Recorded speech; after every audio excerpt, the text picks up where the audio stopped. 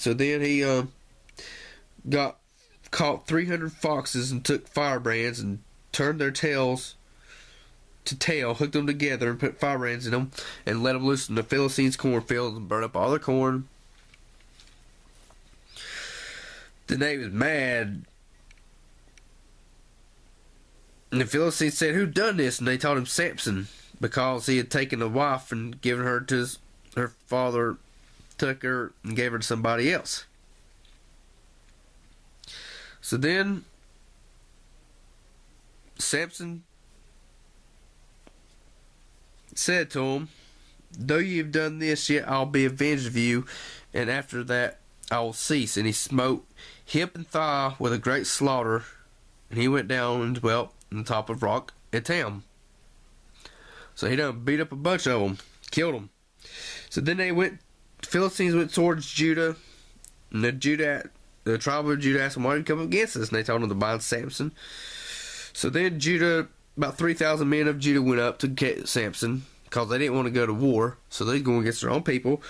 And he told him, "We're not going to kill you, we're going to deliver you to them." So they bound him and took him to him. Then they got there, and the Spirit of the Lord came on him again, and he ripped the cords off of him where he's bound at, and he found a jawbone of an ass, and he killed 1,000 men with a jawbone. And he was thirsty, and there was a hollow in the jawbone where he drunk water out of it, and his spirit was revived. And he judged Israel in the days of the Philistines 20 years. So he went into a harlot in Gaza, and they laid wait going to kill him, and he snuck out of there. And after that, he loved a woman whose name was Delilah, which a lot of us know this story. So Philistines tell her to entice him and find out what his weakness is, where strength come from. So then they do the 7 green withs where she bound him, and then she lied and said they was there, and he got strong again and went after him. So he lied to her 3 times, told her his new rope that would make him weak and that, and I forgot what the other one was. Yeah, his new ropes, putting a pin in his hair. And then finally she kept pressing him, and his soul was vexed to death, where he told her, my hair. So he's asleep. She cut his hair, and they came. They bound him, but took out his eyes, gouged his eyes out. Then they made sacrifices to their gods, because their gods had delivered Samson into their hands, and they praised their gods. And then basically they had him bound to the 2 pillars that held the houses up, and then he prayed to God to strengthen him one more time, and then he took the pillars out and died with the Philistines.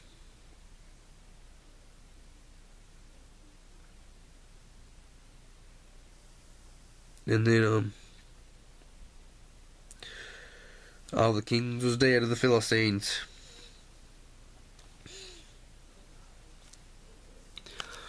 So now, let me check my minutes here. Okay, I'm still good. And so Samson, he was a tough dude. He told her what it was, and then he suffered, but he got God to help him avenge him for his 2 eyes, and then he did. So now there's a man of Mount Ephraim whose name was Micah. He had a house of gods. He built gods. He was an idolater. Then there's a Levite journeying, and then he let him be his house, stay in his house. He treated him like a son. He made him his priest and all that. And he was content there, and he stayed there. Oh, okay. So now, there's no king in Israel.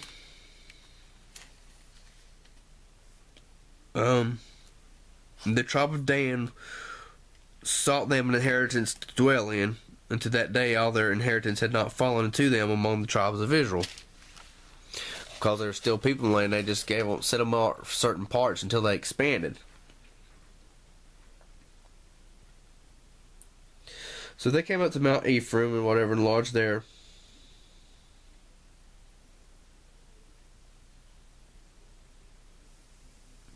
And they talked to him, whatever, and they knew there's a priest there, so they talked to the priest and was asking them, we saw this land, we want to take it and all that. And then basically they take the priest from Micah's house and the graven images and all that. And they basically told the priest, do you want to be a priest of one man or a whole tribe? And the priest's like, yeah, I'll do the whole tribe. Now you think about it, the priest is even crooked now, the Levite. So then Micah pursued after him and he couldn't catch him, and then he caught him and then they would overtook him. So he basically asked him, why'd you take my stuff, And then, they basically told him, whatever, dude, And then they went to war with other people and took their land and then set up their little place and set up all the images and the graven images, and they did their thing. So now, there's still no king in Israel. This is one of the roughest ones for me. This is Judges chapter 19. This is one of the roughest ones. There's a certain Levite sojourning on the side of Mount Ephraim who took a concubine out of Bethlehem, Judah. And she played a whore against him on the way to her father's house. So he went after her to speak friendly to her to bring her home again, having a servant with him and everything. And she brought him to her father's house, and when his father of the damsel saw him, he rejoiced to meet him, and they stayed there a couple days. And then they went on their way to go back. They wanted to stay in the land, or stay overnight in the land of their own people rather than the tribe of somebody else. So they're in the little parts of Benjamin here, Gibeah, which belongeth to Benjamin. So they was in the street, and there came a man, old man, from his work out of the field at evening. He lifted up his eyes, and he saw a wayfaring man in the street of the city. And the old man told him, where are you going? Where'd you come from? He told him, we're passing from Bethlehem, Judah, towards the side of Mount Ephraim. He told him there's no one that let me stay with him. And he told him, well, we've got plenty. He says, you can come stay with us. He says, just don't lodge in the street. So he brought him to the house. They washed their feet and drank and ate and all that. And as they were making their hearts merry, the men of the city, certain sons of Belial, which was worthless men, but sat around the house and beat at the door, and told the master of the house, bring forth the man that came into thine house, that we may know him. Which is basically the same situation of Sodom and Gomorrah. The master of the house went out unto them and said to them, nay, my brethren, I pray you, not do so wickedly, seeing this man is come into mine house. Do not this folly. Behold, here is my daughter, a maiden, and his concubine. Them will I bring out now, and humble ye them, and do with them which seemeth good unto you, but unto this man do not such a vile thing. Do not so vile a thing. The man wouldn't listen to him, so the man took his concubine and brought her forth unto them, and they knew her, and abused her all night until the morning, and when the day began to spring, they let her go.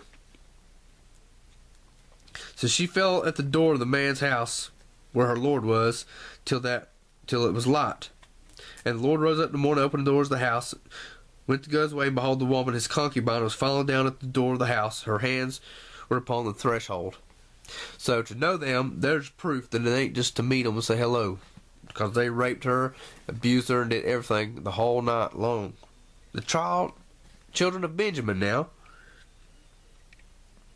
And he said up to her, up, let us be going, but none answered.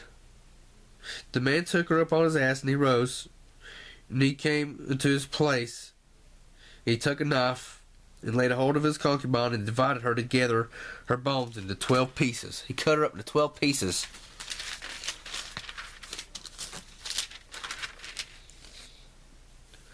And sent her into all the coasts of Israel.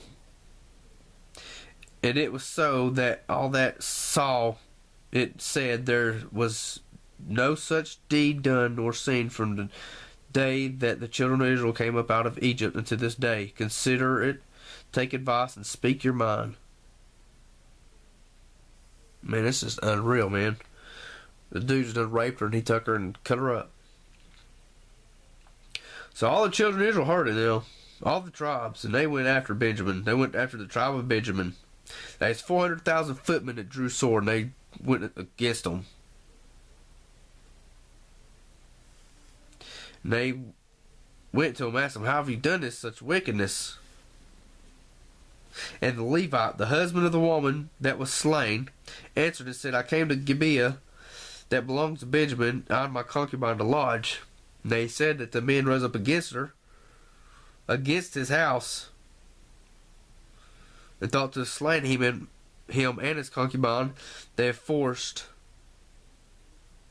that she is dead. And I took my concubine, cut her to pieces throughout all the country of the inheritance of Egypt, for they have committed lewdness and fallen in Israel. So he did it to let them see. So then basically they asked them, "Why have you done it? Deliver the people so we can put them to death." But the children of Israel wouldn't listen to their voices. They wouldn't deliver the men that did that. And the children of Benjamin gathered themselves together out of the cities of Gibeah to go to battle against the children of Israel. Think about that now. The 11 tribes is against the one tribe. And they's going to go after them. The tribe of Benjamin was tough. I mean, crazy, but tough. In 3 times, the 3 attempts, they beat the children of Israel. And then that last attempt, the children of Israel destroyed them and killed them all. Or killed most of them. And they killed the women of the city. They killed the city and everything.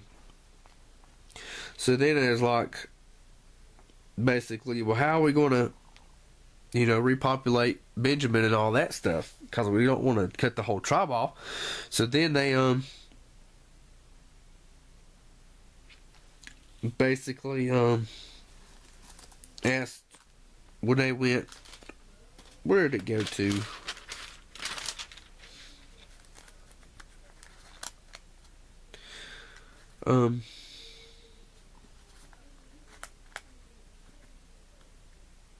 Yeah, because now the men of Israel sworn not to give their daughters to the men of Benjamin to wife.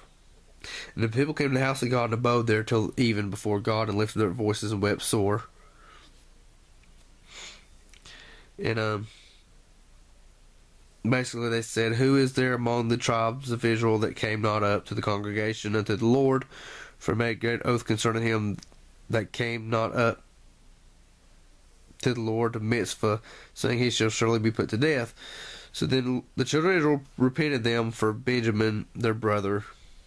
There's one tribe cut off from Israel to this day. How shall we do for wives for them that remain, seeing we have sworn by the Lord that we will not give them our daughters to wife? So then there was a tribe that didn't come up, so they went and killed the men there, and then they kept 400 virgins that didn't see them, that has never been with a man. Basically, celebration, the men of Benjamin came out and took one of the women that was of the other tribe, and then they basically did their thing again, made an agreement with them and peace and all that, and rebuilt their cities. And then the men departed and went their way again.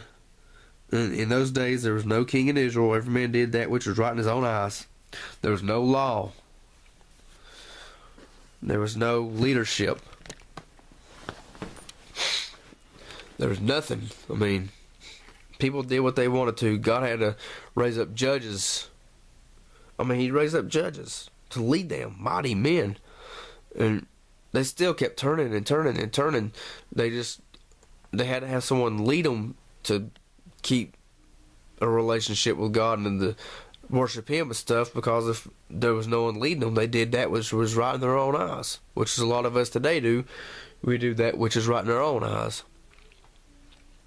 And churches do that which is right in their own eyes because they have their ideas. All these religions, they have their ideas of what's right in their own eyes rather than what's really right in God's eyes. And so that's our main thing, is finding that relationship with God. We don't have judges in these times that we're living in. God hasn't raised up a deliverer in the times that we're in. The last deliverer He raised up was Christ, for He is the final judge. He is the final deliverer. For we are oppressed, but the oppressor has already been taken care of. We just have to turn to the deliverer to seek help, for we're already delivered because of His blood. And that's the thing.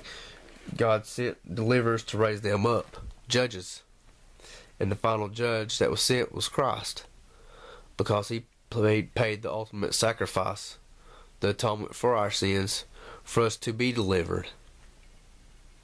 But the thing is, these people here, they didn't listen to the judges because they kept turning. They didn't hearken to Him. And with us having our final judge, which is Christ, we have to listen to Him and hearken to Him and get closer to Him, because that is the final judge, is Christ. For He's delivered us already from the future tribulations that we will have. We're already delivered. Through anything we can have peace if we just turn to Him. But that is Judges. And I hope it ain't too scattered out, but I just wanted to give y'all insight to what happens in the Judges. It's some wild stuff. You need to read it for yourself.